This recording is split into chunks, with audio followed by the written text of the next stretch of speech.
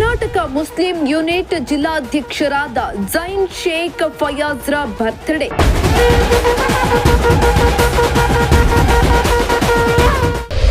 ಹುಟ್ಟುಹಬ್ಬದ ಹಿನ್ನೆಲೆ ತುಮಕೂರಿನಲ್ಲಿ ಗೃಹ ಸಚಿವ ಪರಮೇಶ್ವರ್ ಅವರಿಂದ ಆಶೀರ್ವಾದ.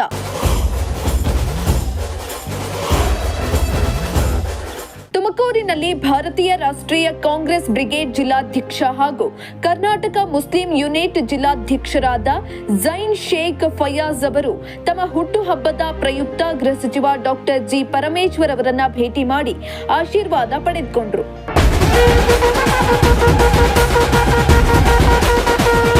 ತುಮಕೂರಿನ ಎಸ್ಪಿ ಕಚೇರಿ ಆವರಣದಲ್ಲಿ ನಡೆಯುತ್ತಿದ್ದ ಕಾರ್ಯಕ್ರಮಕ್ಕೆ ಆಗಮಿಸಿದ್ದ ಗೃಹ ಸಚಿವ ಡಾಕ್ಟರ್ ಜಿ ಪರಮೇಶ್ವರ್ ಅವರನ್ನ ಮುಖಂಡರು ಭೇಟಿ ನೀಡಿ ಆತ್ಮೀಯವಾಗಿ ಮಾತನಾಡಿಸಿ ಆಶೀರ್ವಾದವನ್ನ ಪಡೆದರು.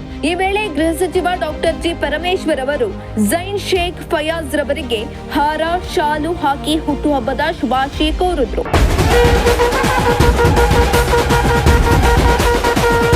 ಇದೇ ವೇಳೆ ಜಿಲ್ಲಾ ಕಾಂಗ್ರೆಸ್ ಅಧ್ಯಕ್ಷ ಚಂದ್ರಶೇಖರ್ ಗೌಡ, ಯುವ ಕಾಂಗ್ರೆಸ್ ಮುಖಂಡ ಜನೇದ್ ಶೇಖ್ ಫಯಾಜ್ ಹಾಜರಿದ್ದರು.